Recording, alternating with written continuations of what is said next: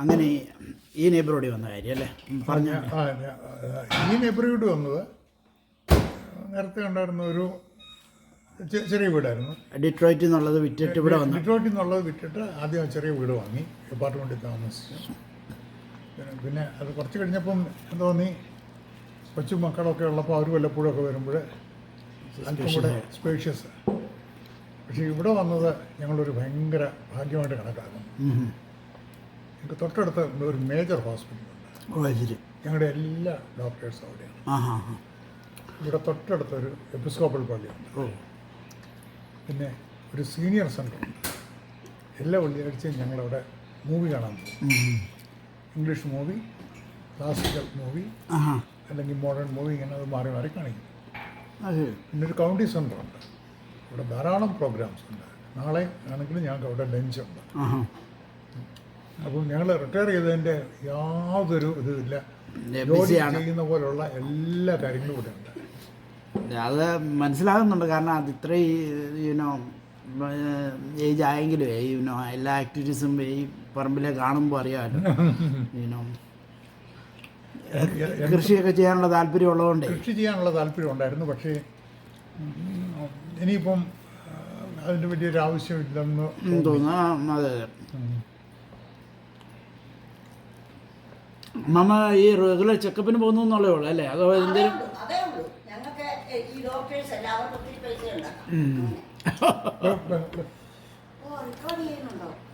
ഇതൊക്കെ കാശിലാണ് മാമേ?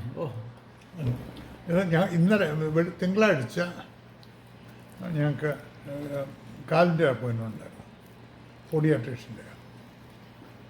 ഇന്നലെ ഹോസ്പിറ്റലൊരു MRI test ഉണ്ടായിരുന്നു. ഇന്ന് പ്രൈമറി കെയർ ഡോക്ടറുടെ അപ്പോയിൻമെൻറ്റ്. നാളെ രാവിലെ ബ്ലഡ് കൊടുക്കാൻ പോകണം. പിന്നെ ഒരു പൾമണോളജിസ്റ്റിൻ്റെ അപ്പോയിൻമെൻറ്റ്. കുഴപ്പമില്ല. ഈ പ്രൈവറ്റ് ഇൻഷുറൻസ് എന്ന് പറഞ്ഞാൽ അമ്മാമ പെൻഷൻ്റെ വേറെ ചെയ്തെടുത്തത്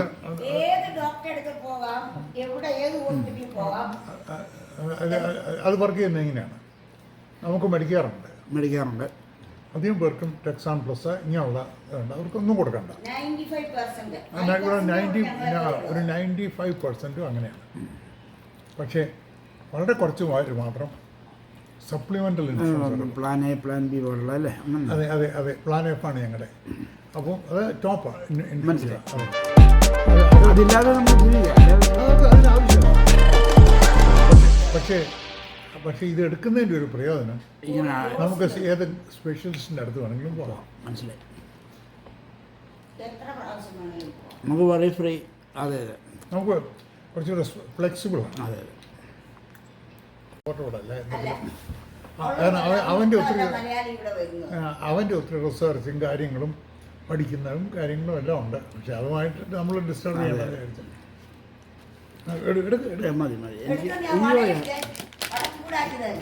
ഇതൊക്കെ എടുത്താൽ ഞാൻ ഇവിടെ കിടന്ന് ഉറങ്ങി പോകും. ഇന്നലെ രാത്രി എനിക്ക് അധികം ഉറക്കം, എൻ്റെ കാലിന് ഭയങ്കര വേദനയായിരുന്നു. അപ്പോൾ അപ്പം രാവിലെ ഞാൻ വണ്ടി കൊണ്ട് പുറത്തോട്ട് പോയപ്പോൾ ആ വണ്ടിയുടെ സൈലൻസറിന് ഒരു ചെറിയ സൗണ്ട് വന്നേ. അപ്പോൾ അതുകൊണ്ട് നിസാനി പോയിരിക്കുകയായിരുന്നു. അപ്പോൾ അവിടെ ചെന്നപ്പോൾ അത് ഒരു മഫ്ലർ ഏതാണ് മാറണമെന്ന് പറഞ്ഞു. അപ്പോൾ അവർ പിന്നെ റെൻ്റക്കാർ തന്നിരിക്കുക. ഇനി നല്ല 51 വർഷമായി ഡിട്രോയിറ്റോട്ട് ആദ്യം വരുന്നത്. അമേരിക്കയിൽ വരുന്നത് പഠിക്കാൻ വന്നത് അല്ലേ അച്ഛൻ? അല്ല ഡിട്രോയിറ്റിലേക്ക് വന്നത്. ഡിട്രോയിറ്റ് വരുന്നതിന് മുമ്പ് ഞങ്ങൾ ന്യൂഡൽഹിയിൽ പുള്ളിക്കാരി സത്രജംഗ് ഹോസ്പിറ്റൽ. ആ കാലഘട്ടത്തിൽ സത്രജംഗ് ഹോസ്പിറ്റലുള്ളവരെ അമേരിക്കയിൽ വരുന്നവരെല്ലാം ഡിട്രോയിറ്റിലേക്കാണ്. അപ്പം ഡിട്രോയിറ്റിലേക്ക് പോകുന്നത് കംഫർട്ടബിളായിരുന്നു. കാരണം എല്ലാം ഫ്രണ്ട്സ് ഉണ്ടല്ലോ. എല്ലാം ഫ്രണ്ട്സ് ഉണ്ട്. അന്ന് ചാണ്ടി സാറിനൊക്കെ അവിടെ വെച്ച് അറിയാം. ഡിട്രോയിറ്റ് വെച്ച് ചാണ്ടി സാറൊക്കെ നമ്മുടെ ഒരു ചാണ്ടി സാറില്ലേ? ഡിട്രോയിറ്റ് വെച്ച് അറിയാം അല്ലേ? ന്യൂഡൽഹി വെച്ച് അറിയിക്കുമെന്ന് എനിക്കറിയാം. അല്ല അവർ ബീഹാർ പാറ്റ്നയിലായിരുന്നു. ഡിട്രോയിറ്റ് വെച്ച് ഞങ്ങൾ ഡിട്രോയിറ്റിൽ CSIക്കാർ 4 ഫാമിലിയുണ്ട്. ആ ഒന്ന് എൻ്റെ ബ്രദറുണ്ടോ, പുള്ളിക്കാരുടെ ബ്രദർ. പിന്നെ വേറൊന്ന് നമ്മുടെ PC ചാണ്ടി. വേറൊന്ന് ഡാളസിലുണ്ടായിരുന്ന ഡെന്നിസ്, ഓ ശരി. കോട്ടയക്കാരൻ. പിന്നെ ഒരു ഫാമിലി ഉണ്ടായിരുന്നു, ഒരു വർഗീസ്. പുള്ളി എവിടെയാണെന്ന് എനിക്കറിയില്ല. ഓ ശരി. പിന്നെ മറ്റു ചിലരുണ്ടായിരുന്നു, മറ്റു ചില ഡിനോമിനേഷനൊക്കെ പോയത് ചിലരൊക്കെ ഉണ്ടായിരുന്നു. പക്ഷേ ഞങ്ങൾ ആദ്യം ഡിട്രോയിറ്റിലെ ഒരു CSI സർവീസ് നടത്തിയത് കുഴിക്കാലക്കാരൻ CS വിലുപ്പച്ചൻ. ഓ ശരി. അത് 74-ലാണ് തോന്നുന്നു. അദ്ദേഹം ഓടി നടന്ന് എല്ലാ വീടുകളിലും കയറി ഇറങ്ങി. അന്ന് ഈ ഡ്രൈവ് ചെയ്തെല്ലാം ഇത് ഈ മഞ്ഞ സായിച്ചിലും എല്ലാം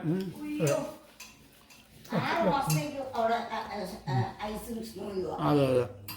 പിന്നെ ഞങ്ങൾ വന്നപ്പം പോലെ ഡിട്രോയിറ്റിലെ സെൻറ്റ് ജോൺസ് ചർച്ച്, എപ്പിസ്കോപ്പൽ ചർച്ചിലെ മെമ്പേഴ്സ് ആയിരുന്നു. ഞങ്ങൾ പിന്നെ ഡൗൺ ടൗൺ ഏരിയയിൽ നിന്ന് മാറിക്കഴിഞ്ഞ് ഞങ്ങൾ ഓക്ക് പാർക്കിലേക്കാണ് മൂവ് ചെയ്ത് പോയത്. അവിടെ നിന്നൊരു 10 മൈൽ ഡൗൺ ടൗണിൽ നിന്ന്. അവിടെ ഫെൻഡയിൽ നിന്നൊരു സബ് ഡിവിഷൻ ഉണ്ട്, ഒരു സിറ്റിയുണ്ട്. അവിടെ ഒരു ചർച്ച്, എപ്പിസ്കോപ്പൽ ചർച്ച് ഉണ്ടായിരുന്നു, സെൻറ്റ് ലൂക്സ് എപ്പിസ്കോപ്പൽ ചർച്ച്. അവിടെ ഞങ്ങൾ കുറച്ച് അവിടെ ഉണ്ടായിരുന്നു.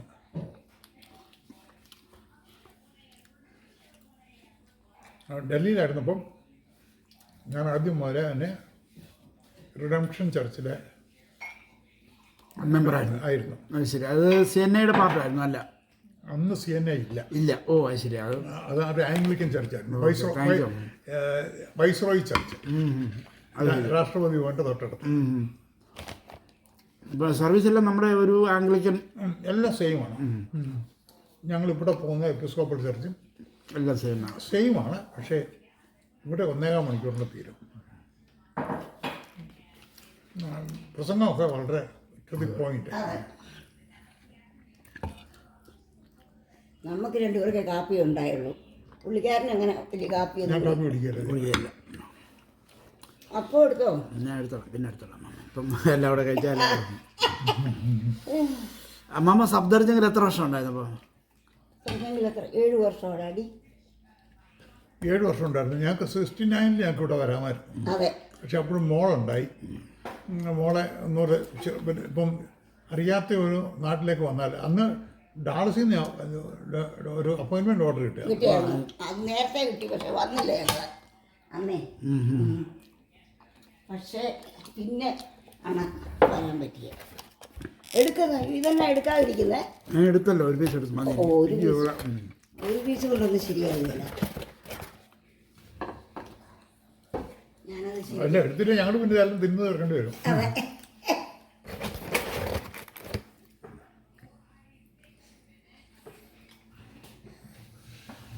അപ്പം ചൂടാക്കണം. വേണ്ട അമ്മ ഒന്നും ചെയ്യില്ല.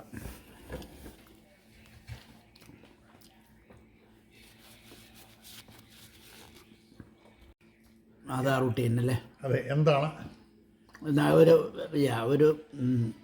ഒരു സ്പെക്ട്രം. അതെ. അത് കഴിഞ്ഞ് കമ്പ്യൂട്ടറിൽ ഉള്ള അതർ ഇൻഫർമേഷൻ എല്ലാം ഒന്ന് ഗ്ലാൻസ് നോക്കും. പിന്നെ ഞാൻ ഡെയിലി റീഡ് ചെയ്യുന്നത് CS ലൂയിസിൻ്റെ ഒരു മെഡിറ്റേഷൻ ഉണ്ട്. ഞാൻ ബുക്ക് കാണിക്കാം. നമ്മുടെ അച്ഛനും അതിൻ്റെ ഒരു കോപ്പി ഞാൻ കൊടുത്തു. ശരി. അതെ. എൻ്റെ ഒന്നും പറയും. ഞാൻ വീട്ടിൽ നിന്ന് അതൊക്കെ സെയിം ഫാമിലിയാണ്. Same family. മാവളെ അതോ പുതിയടത്താണോ? ഒരു വല്യമ്മ യുവർ ഗ്രാൻഡ്. എൻ്റെ മാവിയെ കെട്ടിച്ചിരിക്കുന്ന മാവളെ അല്ല, വല്യമ്മച്ചി മാവളയല്ലേ? സോറി, മാവളയല്ലേ? അതെ. മാവള എൻ്റെ ഫാദറിൻ്റെ മദർ മാവളയാ. മാവള കുന്നത്ത് പുതിയടത്ത്. അത് സെയിം ഫാമിലി. ശരി. എൻ്റെ ഗ്രേറ്റ് ഗ്രാൻഡ് ഫാദറിൻ്റെ മനസ്സിലായി. എൻ്റെ ഗ്രാൻഡ് ഫാദർ കുന്നത്തെ. ഈ ഫാമിലി ഇവിടെ ചേർന്നിട്ടാണ് പോളി ഇമ്മാനുവൽ ചർച്ച ഉണ്ടാകുന്നത്. അപ്പോൾ നമുക്ക് ആംഗ്ലിക്കൻ ട്രഡീഷനിലെ ആദ്യത്തെ ചർച്ചാണ് മല്ലപ്പള്ളി. അപ്പോൾ നമ്മുടെ ഫാമിലിക്കും അതിലൊരു ഒരു അവകാശമുണ്ട്.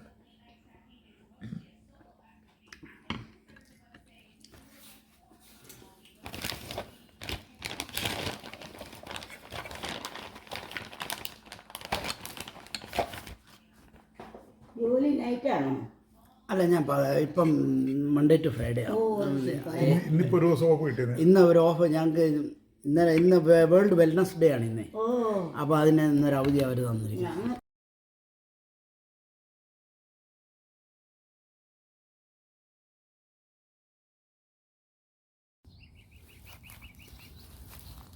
ഡിട്രോയിറ്റിലേക്ക് തന്നെ പോകാനൊരു കാരണം ഉണ്ടായിരുന്നു.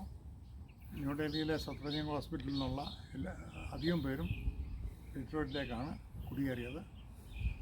അന്ന് അതൊരു സൗകര്യമായിട്ട് കണ്ടു. ഡിട്രോയിറ്റിൽ ചെന്നിട്ട് ആദ്യമായി ചില ഫാക്ടറികളിലെല്ലാം ജോലി ചെയ്തു. അതിനോടൊപ്പം പഠനം തുടർന്നു.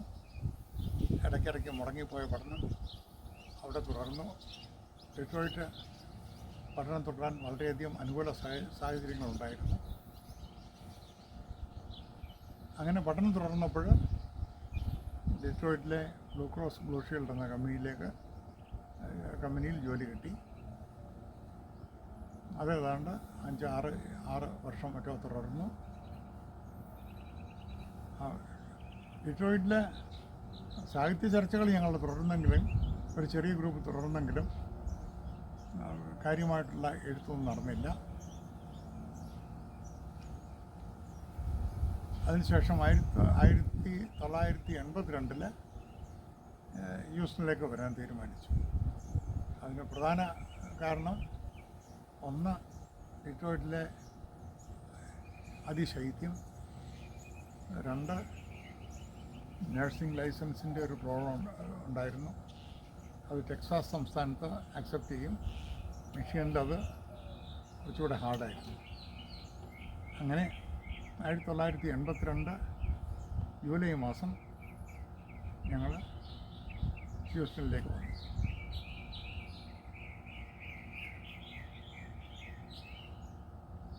ഹ്യൂസ്റ്റണിൽ വന്നപ്പോൾ മുതൽ തന്നെ അന്നത്തെ CSI പള്ളിയിൽ ഞങ്ങൾ അംഗങ്ങളായിരുന്നു. പിന്നീട് 1983 തന്നെ ഇവിടെ നിന്നൊരു ഇന്ത്യ ന്യൂസ് റിവ്യൂ എന്നൊരു മാസിക തുടങ്ങി. ഇപ്പോൾ ഡാളസിൽ താമസിക്കുന്ന തോമസ് എബ്രഹാം അതിലെൻ്റെ പാർട്ട്ണറായിരുന്നു. ഞങ്ങളത് 4 വർഷം നടത്തിക്കൊണ്ടിരുന്നു. പിന്നീട് 1988 മുതൽ 3 കേരള ഡയറക്ടറി പ്രസിദ്ധീകരിച്ചു. അതിന് മാർത്തോമ സഭയിലെ ടി.എ. മാത്യു സഹകരണത്തോടു കൂടിയാണ് അത് ചെയ്തത്. അത് ആ പ്രോജക്റ്റും വളരെ വിജയകരമായി നടത്തി. പിന്നീട് സാങ്കേതിക കാരണങ്ങൾ കൊണ്ട് ഒരു ഡയറക്ടറുടെ ആവശ്യമില്ലെന്ന് മനസ്സിലായതുകൊണ്ട് അത് വേണ്ടെന്ന് വെച്ചു. ഈ കാലഘട്ടത്തിൽ തന്നെയാണ് വേറെ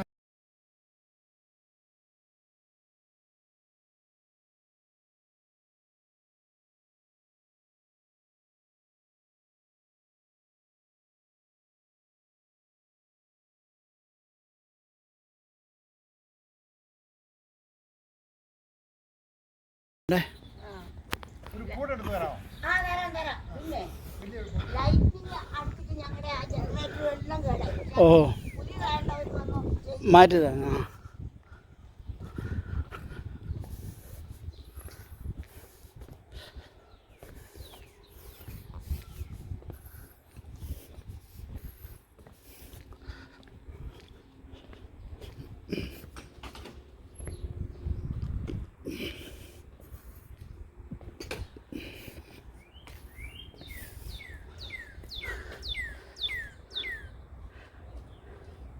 ചട്ടിയിലാണോ? ഓ, അപ്പം പിന്നെ പ്ലാസ്റ്റിക് കൂടെ അല്ലേ, വണ്ടിയെ മറിഞ്ഞു പോയാലല്ലേ? ഒന്നാമത് റെൻ്റൽ ഇതുമാണ്, അവർക്ക് ക്ലീൻ ചെയ്ത് കൊടുക്കേണ്ടി വരും. പിന്നെ പട്ടിയൊന്നുമില്ല. ജനറേറ്ററാണ് പട്ടി.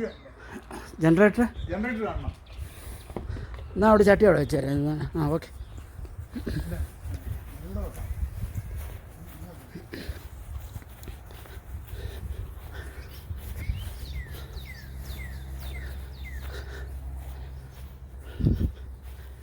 എവിടെയാണ് ജനറേറ്റർ?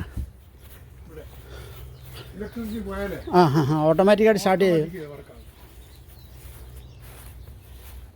ഏതാ ജനറേറ്റർ? ഈ ഇത് മാത്രം മതിയോ? ഓ ശരി. ഈ മൊത്തം യൂണിറ്റ് അല്ലേ? ഇതിൽ ഗ്യാസ് കണക്ഷൻ ഉണ്ട്, ഇലക്ട്രിക് കണക്ഷൻ ഉണ്ട്. ഓ ശരി. ജനറാക്കാതെ തന്നെ ഇതിന്. ഇത് ജെ സി ഓണാക്കാവോ? വീട്ടിൽ എ സി ഓണാക്കാവോ? ഫ്രിഡ്ജ് എല്ലാം 5 സെക്കൻഡിനുള്ളിൽ എല്ലാം ഫ്രിഡ്ജും എല്ലാം ഇച്ചിരി തന്നേരെ ആയാലും, കാരണം ഷൈനിങ്ങിൻ്റെ ഇല്ലെങ്കിൽ ഇല നല്ലതാണ് അതിൻ്റെ. ഞങ്ങൾ തോരൻ വെച്ചിട്ട് 6 years എടുത്തോണ്ട് പറയുന്നുണ്ട് അടി അല്ലേ. ഇത് ന്യൂയോർക്ക് ഞങ്ങൾ ഇതിന്റെ അരി കൊണ്ട് കൊടുത്തു. അവർക്ക് എല്ലാ വർഷവും അവിടെ ഉണ്ടാകും. ഫ്രണ്ട്സിനൊക്കെ കൊടുത്തു. ഡാളസിൽ ഞങ്ങളെ വരുമ്പോ ഇത് കൊണ്ടുപോയിരുന്നു. പണ്ട് ഇവിടെ ഒത്തിരി ആയിരുന്നു. ഞങ്ങൾക്ക് ഇതൊന്നും അങ്ങനെ വേണ്ടേ.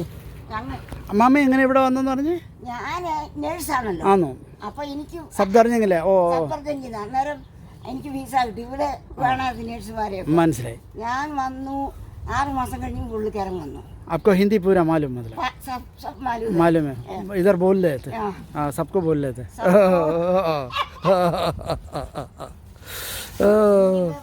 हिंदी में गाना भी आता है। ഓ അത് പറഞ്ഞപ്പോഴാണ് ഒരു 2 ലൈൻ പാടിക്കേ.